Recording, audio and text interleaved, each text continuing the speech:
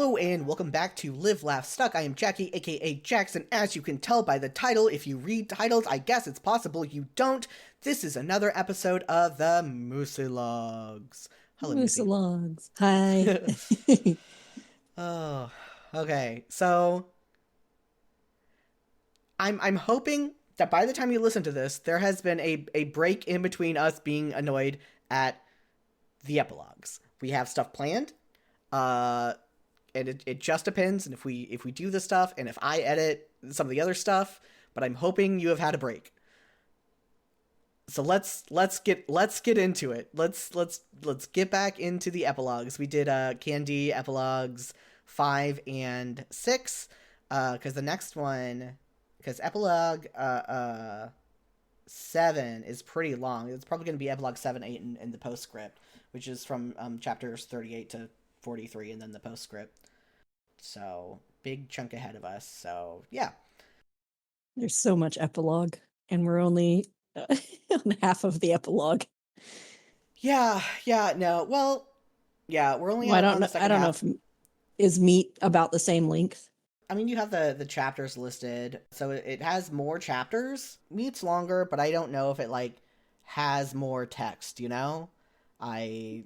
I don't Meat is know. longer, but we don't know if it has more text. Yeah, it has more chapters, but I don't know if it has more text. I think so. Dirk is narrating, at least some of it. Dirk's narrating like the whole thing, I think. Because I want to say, yeah, Dirk's narrating all of Meat now. Like that has been revealed, and that's the thing. And I'm pretty sure that's true. Anyway, he talks a lot because he's a Strider, so it might be longer because he's there. Epilogues 5 and 6, which are chapters 22 through 28. So chapter 22 starts out with John and Terezi texting. As usual. Yeah, as usual. And also a time skip.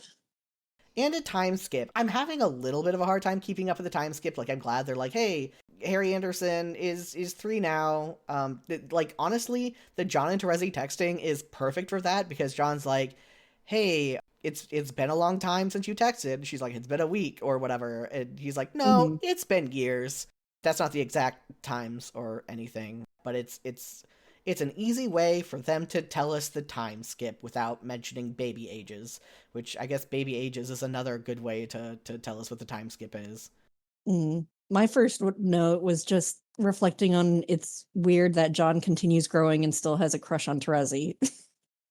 Yeah, it is one of those things that, like, especially since they don't text that often, it feels... But, like, on the one hand, I do kind of get it. On the other hand, like, I mean, you're right. It's been years, and they don't text super often. Yeah, they barely talk. Yeah, like, we see almost every time, if not every time they talk, and there's, like, years time skips in between it, and I don't know. It's another of those things that is like, you trust me, bro, this is still a thing. Trust me, bro, it all makes sense. We're gonna have the time skips, and we're not gonna develop the characters outside of those time skips for the most part. Like, you will see all of their development, except sometimes we'll have to tell you the development that happened, and just trust that it happened, even if it would be more interesting to see the events. Yeah. And he, like, randomly mentions he's married because, he does have a crush on Terezi, and he feels weird about it. So just, by the way, I'm married. I think a nice thing for the time skip is Terezi is John's kind of freaking out, so Terezi's like, hey, I will text you back in 5 minutes so you can calm down. And when she texts back, it is a few weeks later. Ghosts are coming out of the sky, troll ghosts. So we did actually, I don't know if we saw this yet, but we basically saw this. I think this is where we left off, where there was that black hole that opened up and was like sucking people into it, including Vriska. Yeah. This is where they were going. The black hole connects here. Okay. So that's where all the troll ghosts are coming from. They're coming from the dream bubble where the black hole opened up. Yeah, I think at this point it hadn't occurred to me that the ghosts were alive, because or animate, because other Jade was dead, right? Yeah, well, she also wasn't a ghost. She was just dead. Right. Okay. Because they're from the same place, right? Yeah, but it's like how Vriska was able. So dream bubbles are weird, right? Because like there are ghosts in there, there are sleeping selves in there, but it is also possible to go in there physically, like Vriska did. That's how Vriska's in there, and that's how John and the Doom timeline kids, the pre retcon timeline kids, got in Hmm. theirs. They are in there physically, right? Yeah. Jade was in there physically and died while there. All the dream bubble ghosts are ghosts, and so they're pouring out. I don't know if they can now die. They're ghosts, but Okay. Yeah. So then I just put, oh, for fuck's sake, because it's like, oh, now we have illegal ghost immigrants. Yay. yeah, troll ghost Politics. immigrants. It's great. Troll ghost immigrants for more political tension, and now Yeah. trolls can only do certain jobs, and they can't be judges, which we mentioned because Terezi is obviously upset about that. And I just wrote like, why does Jane have all this money? Are people really funding evil big cake corporation? Like I just don't Like, understand how Earthsea works. right, because they keep referencing the economy and never actually explaining the economy because that would require them to have solid world building outside of just referencing the economy. Like they are in a post scarcity economy, but at Hmm. the same time, like people are still rich. Are people poor? Are there homeless people? They will talk about the economy and never actually tell you what it is and just trust us. Just trust us that all of this happens and like no one else has the same amount of power.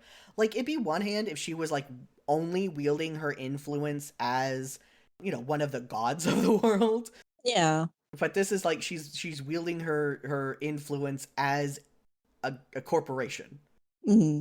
But I feel like we get some actual explanation of it when Trezzy mentions that Jane had been swayed by the Condis more than she let on. Like that at least kind of clicked for me. Like, oh, okay, that's where this is going. Yeah, that's definitely been a lot of the talk around Jane, like in the fandom after the epilogues came out, is that like, oh, she was raised to succeed the Condis. She was the heiress to the Crocker Empire, which, the Condis was Betty Crocker, and she had been like dealing with Condis propaganda the entire time. Like when we see her like laptop and all the stuff she uses, it all has like subliminal messaging in it, right? And then there is the time where she gets like mind controlled by the Condis and everything.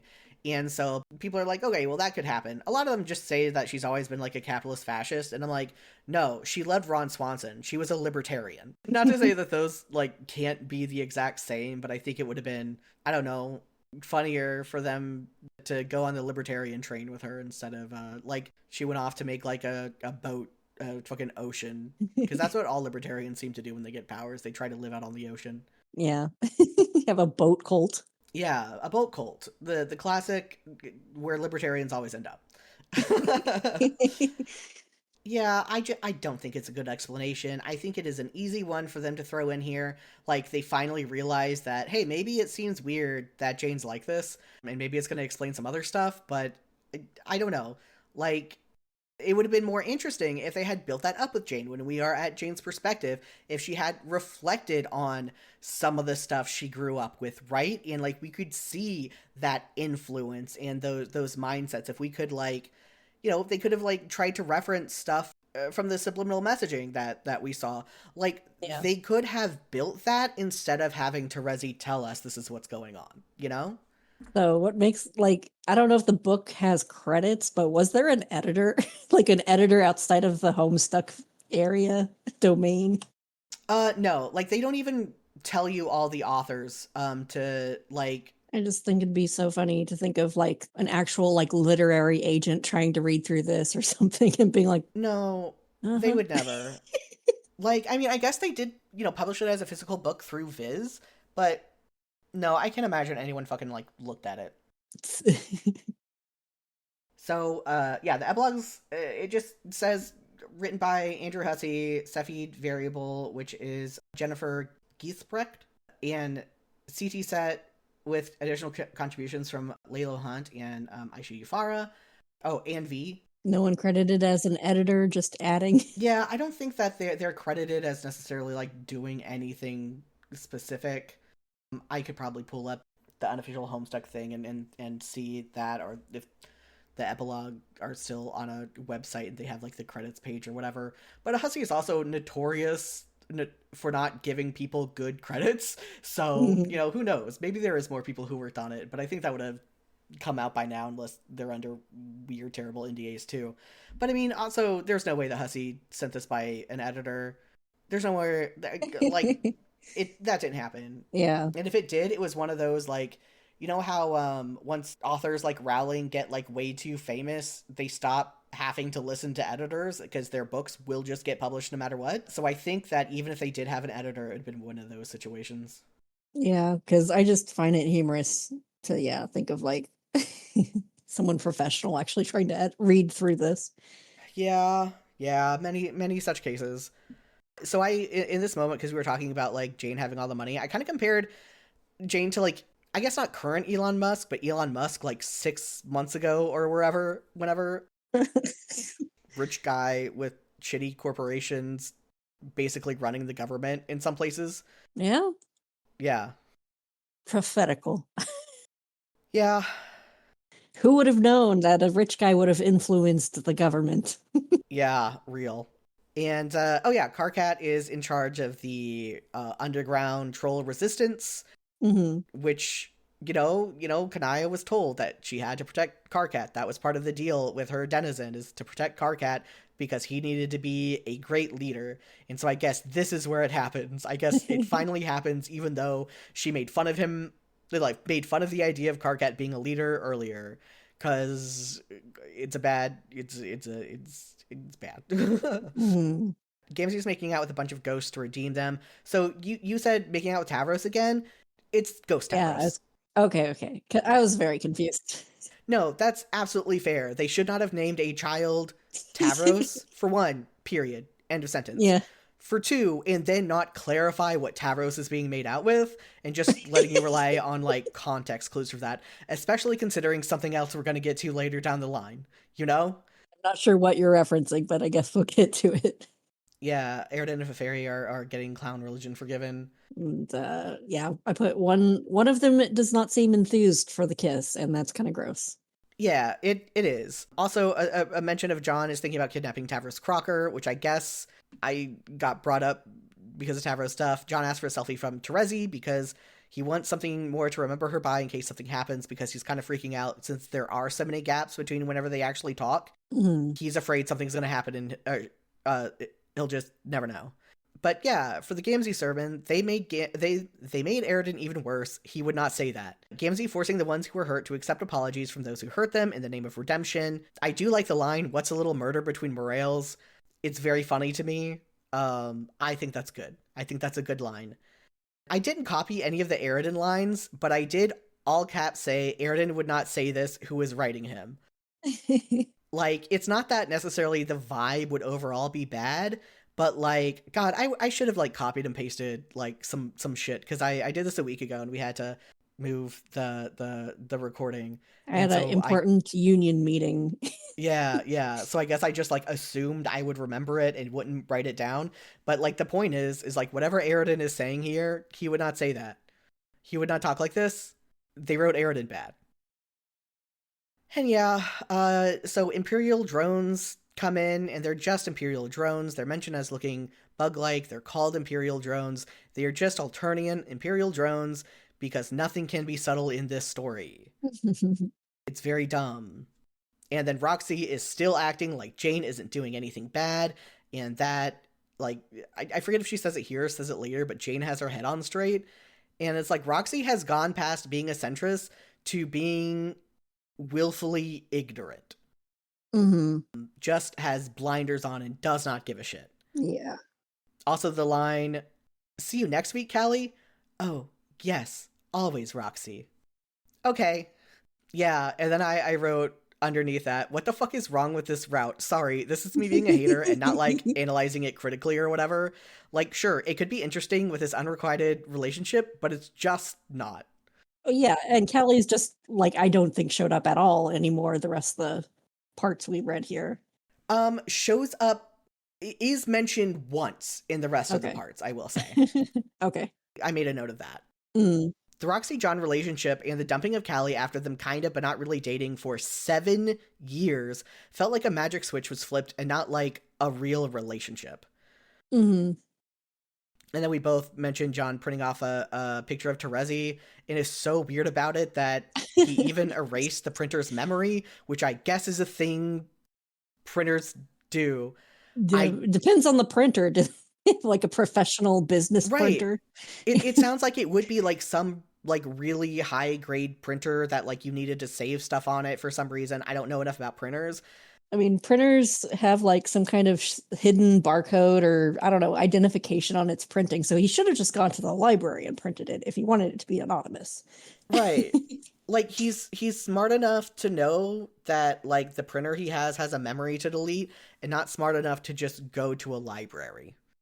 But I guess maybe he didn't want to print it out in public, but printing it out in your house is riskier. I don't know. And it's like, is it possible to be comp het when you're still het and your other love interest would also keep you het? Comp monogamous, comp non-quadrants. Yeah. Like, I don't know. It's dumb. I also hate cheating plot lines, I should be clear. Yeah. Like, and I think this is like not like I guess you could call it emotional cheating. It's not interesting in any way. Yeah. I think emotional cheating is dumb. I think you can just be in love with more than one person, even if you're monogamous, and that doesn't make you a bad person. I think he's only worried about it because he thinks he should be worried about it because the society he grew up in, and it's not a big deal. Yeah. Just play it cool. Just here's a picture of my friend. Yeah. I don't know. He just doesn't have anyone to talk to except for Yeah. Terezi is what it is, and he can't talk to Terezi about his weird feelings about Terezi. Yeah, it's just dumb. Like, you know, part of it is like I think I am too poly to like cheating plot lines because I'm like, there's a solution to this. Or yeah, that's like the whole love triangle thing for me is like you could just date both.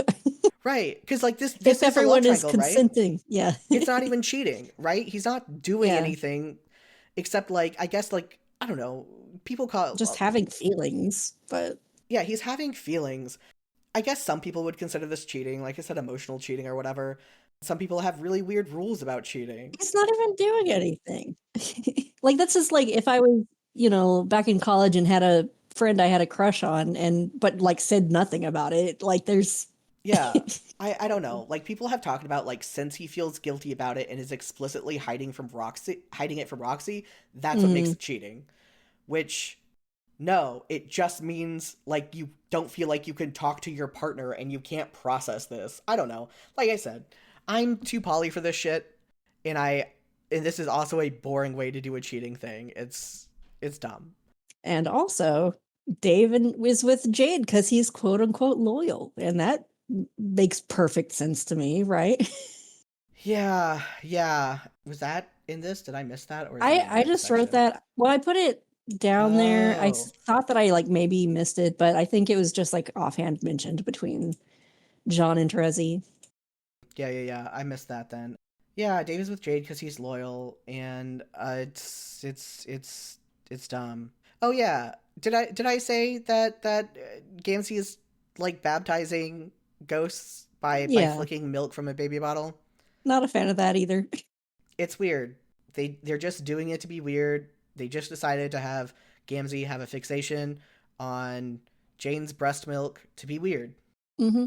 Look, guys, this is Homestuck. Aren't we so edgy and weird? Chapter 23. They're holding Harry Anderson's 5th birthday at Jane's mansion, which Roxy was surprised that John agreed to. John is doing something sneaky about behind Roxy's back to prepare, which is obviously the plan to kidnap Tavros Crocker. Yeah. At first, I thought he was gonna like kidnap Jake, but I was like, oh, okay, kidnapping the child. I mean, he should kidnap both of them. He should kidnap both of them. Hmm. And I said John is having the same thoughts about him and Roxy getting together as I just said. Yeah, and you wrote about the John Roxy thing too. How John is reflecting on how weird it is that Roxy isn't argumentative and was perhaps a little too in love too fast. And since the wedding seems more conciliatory each year, did he use the word conciliatory? Maybe because that's not usually a word I use. So conciliatory is the term for the for morales and auspicious Mm. I can never say auspices. It's dumb. It's a dumb word. I have a hard time saying. But anyway, so it's like you have the Homesick is full of words I can't say. Conquistadors. Jesus Christ, Conquistadors. conquistadors. You know, they have the black and red. You know, the Kismesis and Maid Sprits that are the fucking quadrants, basically the ones that they Yeah. have to like submit genetic DNA to for the mother grub. And then they have the other two that are considered platonic. I mean, the fandom is like, I might make them fuck anyway, but which is the fandom, you know. But yeah, but they're called the conciliatory quadrants, Morales and auspices, Hmm. whatever. So I think it's really funny that he uses that, like he's I don't know. I don't know how intentional that was, right? I don't know how intentional it was because this would be a crazy subtle thing for them to do is with like some of Terezi's explanations about quadrants again of John having that in his head and sorting his wife into a Platonic quadrant. yeah, a conciliatory platonic quadrant, right? Like that would be so wild for him to like move her over there, and maybe we could poke at that and say is like mentally he puts her over there, so it makes the stuff he's doing with Terezi like justified in his head, right? That's not the case. It's never a Mm. thought that's brought up later, as far as I can remember, but it is just an interesting word choice that I just, if this was in a different work, I would assume was on purpose and very interesting, and on this one, I'm just going to assume it's on accident. Mm. They just had that word sitting in their heads. Yeah, and John's questioning reality. He's pretty much trying to be chill about everything because he loves Roxy and Harry Anderson, so he's just repressing everything. He just midlife crisising it up. Yeah, but like I feel like he has legitimate reasons to think that things aren't real, right? Yeah. Like to because like Roxy, like you know, the stuff that we talked about with like his relationship with Roxy, the stuff that we talked about like way earlier where everyone's like, "Oh, of course Vriska and Lord English are dead. Like what are you talking about? The stuff I had you like the stuff that Rose was telling you to do before, that doesn't matter. You're kind of crazy for being concerned about this still." Hmm. Like sorry, that sounds, especially because like you know after Candy started, like Rose woke up from being sick and just like stopped caring about all that stuff, stopped caring Hmm. about like relevance and everything like that. And so like whenever John still cares about it, it's seen as weird, like they've just in their minds accepted that Lord English and Friska is dead, everything's taken care of, all the loose ends are tied up. Hmm. Yeah, so he's like towing the line, picking fights with Roxy to like feel like Roxy is real, but he hasn't like really done it yet. But he's kind of hoping that the thing he's about to do will make her upset. Hmm. Also, John, so Harry Anderson like walks in on him being sus as hell, and he's like, "Hey, we're getting a new family member today. Don't tell Roxy." And that's such a wild thing to do. Like, make up a lie because I said, so this is like super personal thing, but it's very funny to me, and it's so relevant here. When I was a kid, my dad told me I might have a half brother, but not to tell my mom. And of course, the first thing I did was run and tell my mom because I was excited, right? I ended up not having a half brother. Like I'm not going to go into it because it's pointless details for everything. Like uh, it wasn't actually a thing, right? It's just so funny that you would like kids don't yeah. like maybe by the time they're 5 they're a little bit more like that, but like there's a time where kids don't think to lie or lie believably, right? They don't think about necessarily hiding stuff from their parents. Maybe if they're in like an extremely abusive household where they have to learn like this shit real early, but like Hmm. the average child is not going to follow that, you know? Yeah. Like, I don't know. Maybe again, maybe at like 5 years old, maybe like Harry Anderson specifically, maybe I'm over generalizing children. I just don't think a 5 year old would like keep that to himself Yeah. or like just let it go at that and not inquire further. Like, what do you mean we're getting a new family member, right? Yeah. Asking Roxy if she's pregnant or something, you know, like something. Hmm. I don't know if like the kid would know about that Or by then, a but you know, stork or whatever the heck. exactly. Like, I feel like it would happen, you know? So they get to the Crocker mansion, and, you know, Tavros is very sad and somber and depressed Hmm. because he has a fucking terrible life. But also, I don't know what accent they're giving him. Hello, you're a mite early. What Is accent is he that? British? Is that, dude? I guess British. Do British people say mite like that? I don't know. I don't know. Like, I guess it could be British because like Jake has a vaguely like what do they call it? Because like a lot of people give him a British accent, but his tone of speech is more like 1920s ass. There's a Like, specific word for Atlantic. Is it Atlantic yeah, accent? transatlantic accent Transatlantic. type of thing.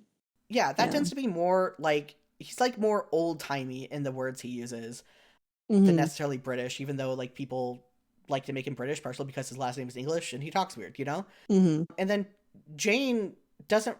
I don't think it's written as having an accent, but like says old person shit because the joke is that we first meet her as a grandma, as a dead grandma. Yeah. But yeah, so she sometimes still has those old person like mannerisms, like hoo hoo hoo. But like there aren't any British people here, you know. Like where's They this don't accent exist on from? Earthsea. Right? Did they? Is there a new Britain, or did they just have like? Did they just make Tavros Crocker grow up on a lot of like old British media? What is Maybe. this accent? Like, hello, you're a mite early, like spelled Hallo, like hello, which Hello. He's, to me I think he's of like like Dutch or German. something. Yeah, Yeah. right. Like a Germanic language over there, right? Hello, ik spreek Nederlands Engels. Oh my god, yeah. Something. And It's weird. It's a weird thing, and I'm focusing on it way too much. I don't think he talks that weirdly later. it's all just the breakdown of no world building. Right, and just like where is this? Like you guys don't understand the accents you're writing, I think. And Jade is weirdly trying to shoehorn in the idea of Dave and Jade adopting a kid, and just like it's just so weird about it and like aggressive. And then now instead of like being Jane's Kismesis, Gamzee is ospitizing for Jane and Jake because Jake is her Kismesis now, and they're treating an hospice like a therapist when that's like it's supposed to stop the Kismesis relationship from getting like too bad or to stop like quadrant vacillation, right? Like that's more of the purpose for it. It's like to be a meddler to make sure things don't go to shit. But yeah, so it's supposed to be more like I don't know a meddler, but they're treating it like therapy. Jane groomed a 17-year-old into now being the therapist with the husband she's abusing. Just to lay that out there. Yeah. And yeah, so it's like really loud, and everyone can overhear the bullshit that's happening. And yeah, and it's confirmed that Vriska, Miriam, Lalonde bullies Tavros Crocker. And I said they really did just decide, hey, wouldn't it be cool if the exact same Vriska and Tavros dynamic existed here, but we made Tavros pathetic in a new and interesting way that maybe we might take pity on him for being so maybe we might take pity on him, but still fuck him forever. It would have been more fun to just turn that on its head, where maybe like Tavros was like, I don't know, a roguish badass or something. And then Vriska was Yeah. like the demure maiden. Yeah, like I don't know, but they really did just wanted to create that dynamic again, I guess. But then they also like are kind of weird because no, this was before where they mentioned like Vriska's sharp teeth and like not being good for like Tavros because Tavros is a human, and it's so weird. Yeah. So you liked when like John said something about don't be a wuss, and then Dave said, "Hey, what's wrong with being a wuss?" No, it was Harry. Harry Yeah. said, "Don't be a wuss." Yeah. Dave said, hey, what's even wrong with being a wuss? Harry, my dude, you need to unplug from toxic masculinity, which was just a little silly. Yeah. Oh, right. So it was Harry Anderson called someone a wuss.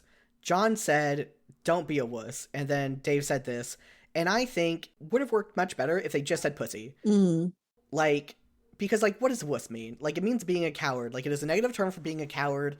What's wrong with being a coward? Toxic masculinity. If they had said pussy, that would have been a thing. true. I don't know. I think I'm just like already done. Yeah. I mean, there's not a lot of redeeming values of the book. So No. we could just do a rewrite. That'll do. No. Jesus Christ. I actually at one point soon at one point I did start writing like the meat epilogues, but I also inserted myself as an author character to like argue with Dirk about shit. I didn't get very far in that, but it was a funny idea I had. But yeah, fucking epilogue fix it fic rewrite would be hilarious. Hmm. I'm sure people have done that. Yeah, Jane yelling at Jake saying he's not proficient in bed anymore because we need to hear that. Harry Anderson saying, "My parents are his messes," when they most certainly were not at the beginning, and Jane is actually just abusive. Like, she gets to groom a troll teen into being her romantic partner and appropriate troll relationship dynamics to justify abuse. Like, what the fuck did they do to Jane? I think you said Harry Anderson. You mean Tavros child or something? Oh, yeah, Tavros. Yeah, my bad if I said Harry Anderson. I meant Tavros. Tavros said, "My parents are his messes." Yeah. Yeah. Yeah. Gamzee's given Fago to Tavros, but I guess he's a little human, right? Yeah, yeah. I guess it like because Fago makes trolls drunk. Yeah, they don't really confirm what that's all about. It doesn't seem to be any other soda, I don't think. I don't know. Mm. It's a joke about Fago, right? Because Fago is the juggalo drink because it's the poor person drink, and Gamzee's high because he's a juggalo, and so he's a stoner. I don't know, man. Like the Fago thing got out of hand because then Terezi got like drunk off of Fago, I guess. I don't know. But yeah, but Tavros is a human, so it's just a lot of sugar. Yeah. Oh, and so there were locks. What was it? I put that John was like bypassing some security stuff. Sorry, I do have a few things before we get to that. Mhm. Because like you were saying that why is this child throwing himself into Jane's ample chest? Oh, It right. it just was a weird thing to decide to remind us that Jane has big boobs. Like I don't Hmm. know, like it's like technically fine. Like yeah, like probably when you're leaning down and you're out hugging a child, like it's a joke that gets made in children's media sometimes, but it's just What it feels to me is like a boomer like my dad fantasizing about being a child and getting in some big boobs. Like that's just the vibe I get from it. yeah, that's fair. It is they do just have some weird descriptions of things sometimes. I guess part of me just thinks about like have you ever seen little not the I'm getting it mixed up with the fish. Dream, yeah. Yeah, the dream one from like the early 90s. Yeah, I think that is Little Nemo, but I have not seen it. I've only played the video game.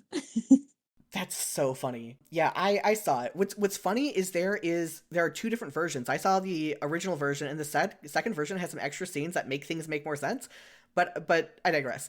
So there's this one scene where he's supposed to be like learning how to be a prince, and it turns into this musical number where he's having to do like eating soup proper and fencing proper and dancing proper like all at the same time. Just the different instructors keep dragging him to do different stuff. And at one point, the dance instructor, who is like a kind of bigger lady with a big chest, like grabs him and like spins him around and like whenever grabbing him like pushes him into her big chest, but it's just like a funny gag and not like sexualized or anything. It's just supposed to make the whole thing like a little bit more uncomfortable, like he's being smothered. So that's what I think of.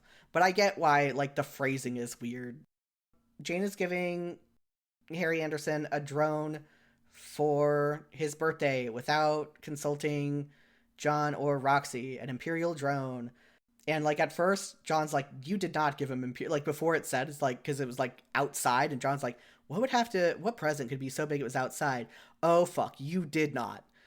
And Roxy's like, "Maybe it's not even that." And Jane's like, "It is that."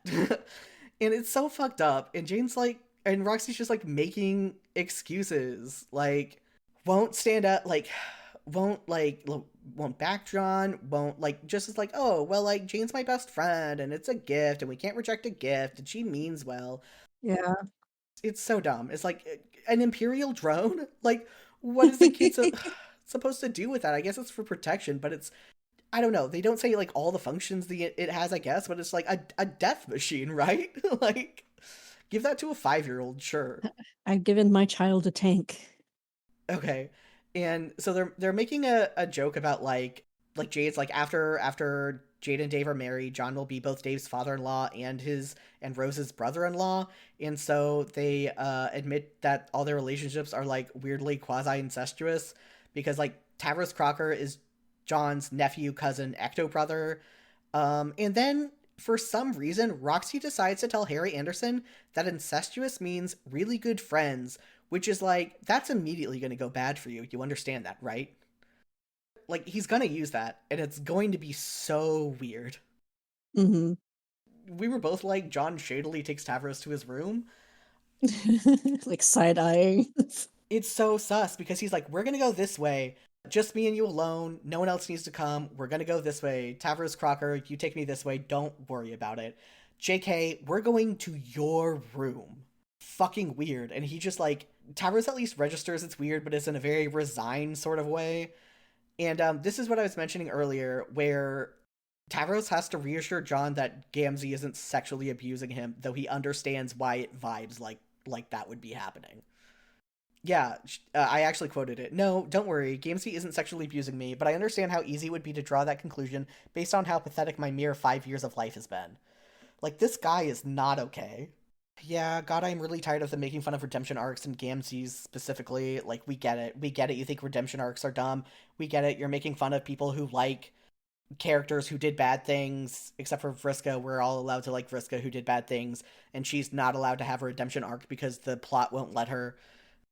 Gamzee wants to train Tavros, referencing how Dirk trained Dave, which I think could be really interesting, right? I think that like if they weren't so set on making fun of Gamzee at every turn, this could be an interesting like, oh, Gamzee is more than we think he is. He's not just some dumb clown. Like he is also being abused. Again, he was groomed, right? Yeah. Like and I think like he could be genuinely trying to form some bond with Tavros in this like terrible fucking situation.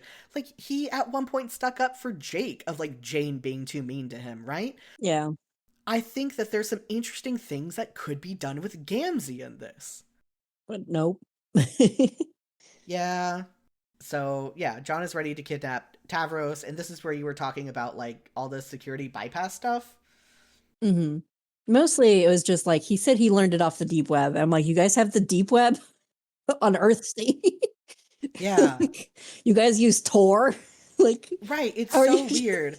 In a post-scarcity society, like in a like in this society you still built it up.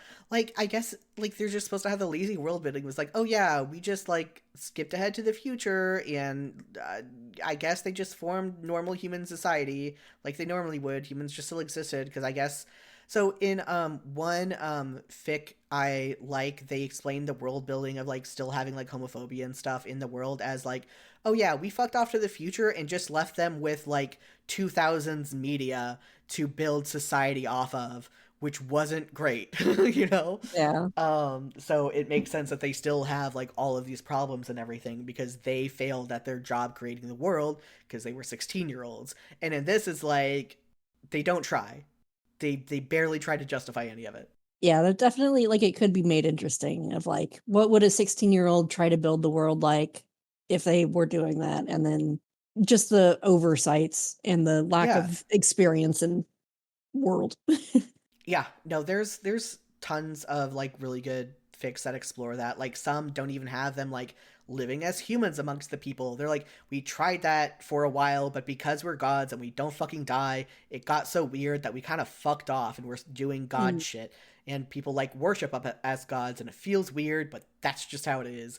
Or they are something more godlike on this new world because of weird game shit. And I don't know, like seeing how interestingly, like fan writers have been doing post game Homestuck, post Act 7 Homestuck. It's so fucked up how little they fucking put into the epilogues world building, you know? Yeah, John tries to kidnap Tavros, you know, learning all the stuff about bypassing locks and everything, and Tavros is so fucking excited and like helps like gives John tips and warnings and stuff. And then Jade catches them and tries to talk him out of it. And John's like, what? Are you going to tell Jane? Yeah, there's like the legitimate worry that Jane would have John executed for it. That's fine. This is normal. And because they're fighting, they're ignoring Tavros. which is just what Tavros is unfortunately used to, of him trying to like I probably like help out and like give like say, hey, maybe we shouldn't be like yelling and stuff, or here's a thing that we could be saying, or here's what I think about this. I would like to be kidnapped. I want to leave. Anything. But no, they're too busy fighting to pay attention to Tavros. Yeah, everyone else comes up and they all ignore Jake as well, which Jake is also used to. Yeah, you wrote that John calls out Jade for knowing that Dave and Karkat were in love and then like inserting herself in the middle anyway. Yeah. It's so true. Like John like calls out so much shit that's so right and should have been brought up years and years ago and just wasn't. But it's all coming up now, like too little too late, except for like the we should kidnap this boy thing, which is still true. Again, that should have happened ages ago. Like the whole like Jake and Jane relationship should have been addressed years ago, but like by now, like yeah, the kidnapping Tavros is not too little too late. That can still be fixed. And the Jane and Jake relationship can still be fixed by getting Jake out of there too, to be clear. I just put like Jane, yeah, said that she was relieved that Dirk had died. Yep. It's fucked up. They're just like fuck Jane. Jane is actually bad in every conceivable way. And yeah, John is literally the only one right here, and they make him feel like an asshole, and so he fucks off. Mm-hmm. Yeah, which you said everything looks small and fake like a toy model, which is a very good thing to note down considering John's whole perspective on stuff. Okay, chapter 24. Yeah, so we're here with Alt Calliope, Aradia, and Solix. For some reason, they're still calling Alt Calliope Jade, because I guess she's in Jade's body, but she's not claiming Yeah. the identity of Jade or anything, but they still say it's weird. Like they use her text color. Mm-hmm. I put red/dead/Calliope/Jade or parentheses Jade. But yeah, hanging out with Aradia and Solix. Yeah, we keep jumping to them even though and observing this world, which I guess is its own bubble. Yeah, because it's not in canon anymore, it's its own thing, right? Mm-hmm. So why are they bothering to observe it? Or is that part of the mystery? Which I don't think I got this. I mean, it's stated, but I don't think I remembered it my first read through. But so they're hanging out on the meteor on which everyone arrived, like that the trolls Dave and Rose traveled on, and then will Mm-hmm. eventually house Calliope and Caliborn many years in the future. Oh God, right. More weird phrasing. Using her still teenage body to scribe into the abyss. I made a note. Why does it matter she's still a teenager? Is it just to remind us that this is 16-year-old dead Jade? It just reminds me of the critique of usually young fanfic writers saying stuff like the blonde man or the blue-eyed woman all the time in an attempt to not constantly use people's names but still differentiate them. You are bringing attention to that part of their character. Is it important for the situation? If not, you should probably find another way to refer to them. And it's weird to say that like the Callie we know, like Calliope, not Alt Calliope, would die for a body like 16-year-old Jade. Why would you remind us the dead body being inhabited by Alt Calliope is a teenager, then say Callie would die for a body like this, and that it's more becoming for Alt Calliope? I don't understand why they would say that. It is so weird. Where are we going? Right. Especially in the fic where there is a teenager who has been groomed. Like it's the implications Mm, that they don't realize they're doing, right? Because I don't think they realize that Jane groomed a teenager, because that's not how they think of Gamzee. And I don't know, it's weird. Like if the still teenage body was left out, this wouldn't read so bad, right?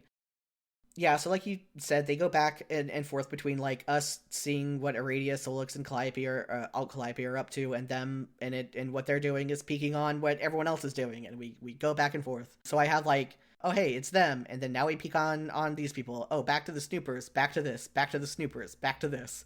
Yeah, it's fine, I guess. We peek on Terezi and John. Terezi and John are both having simultaneous existential crisis. yeah, Teresa's saying that she's sure she's dying, which I wasn't really sure why. Yeah, we will get that in Meet. I maybe that's spoilers. I don't know. I feel like maybe I should have said that because it's spoilers, but whatever. Like we've already read some of Meet. Mm-hmm. There's just more context that we get in Meet, right? There's a lot of things that you would read in Meet that you wouldn't understand without Candy for context, and vice versa. Mostly vice versa. I don't know. But yeah, she's out of supplies and stuff. Yeah, she thinks she's dying, out of supplies, and I don't know, reasons, I guess. Reasons we don't know. And Aradia wants to snoop some more, and Alcalippe's like, I didn't quote this, but nah, they boring as hell right now. Please back off so I can do some real shit.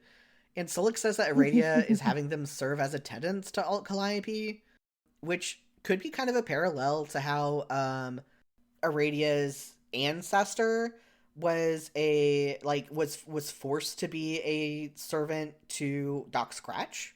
I don't know if that's what they were trying to like make a parallel to, because I don't trust them to actually do subtle things like that.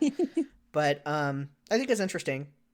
John is now trying to convince Terezi that Vriska is dead, like Rose, Roxy, and Kanaya tried to convince him of years ago, which, like, I think in this case is fair because she's been out there searching for Vriska for years, and it feels a lot longer to John. Like, we don't technically know how long it is for Terezi.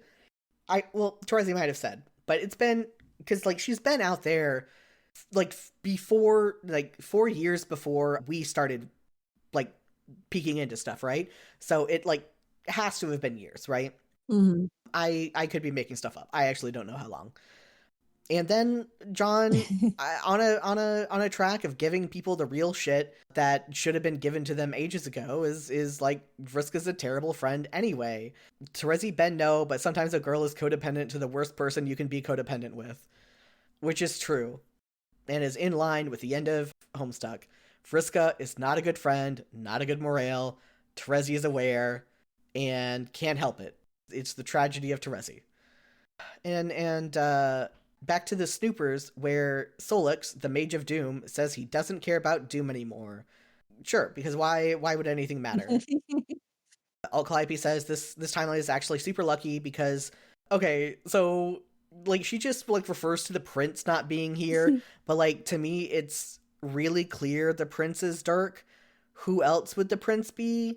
Like, I know that if we were reading Candy first and then Meat, we wouldn't know what she's talking about, but what else would the prince be, you know? So I say this timeline is actually super lucky because Dirk offed himself since he didn't have the narrative control anymore. And yeah, I said one of those things that you would not understand if we hadn't also read parts of Meat, because you wouldn't know why it would be lucky without the prince, even if you knew, if you tried to, it's like, oh, well, the prince has to be Dirk, who else would it be? You wouldn't know why this timeline would be lucky. And it's because Dirk can, like, you know, what we know of, like, part of what we've read Meat is Dirk gains narrative control over there, so we assume that has something to do with it. My final thoughts were, ugh, John and Terezi are so tragic. The existential dread duo is what I called them. Terezi and John's relationship is truly one of the highlights of Candy, even if it kind of sucks. But this convo is great. Terezi is unable to let Vriska go. Terezi feeling the loss of her character growth that caused her to retcon Vriska alive in the first place, thus also causing the loss of Vriska's character growth. Terezi giving up and ready to die, only talking to John to give him closure. And yeah, I think that they have, like, a really interesting relationship that is explored well right here, and not as explored well a lot of other places. Like, I think John, like, talking to Terezi because she is outside of this Candy world, so she feels more real than anyone else. And, like, he will tell her fucked up shit and she will understand that it's fucked up. And yeah, and this is, like, the last time that they're gonna talk, according to Terezi. And yeah, Alt Calliope is planning on dealing with Dirk somehow. Thank you to Dami for composing the theme song and editing the episode. You can find other podcasts she edits, or hire her to edit your own at dominothief.card.co. Shout out to Danny the Spoonlord, our fakest fan tier supporter. You can become a supporter and receive bonus content for as little as $1 a month at ko-fi.com/jaxyax, or simply give a one-time tip. For information on and links to my other projects, head over to jaxyax.com. Thanks again for listening.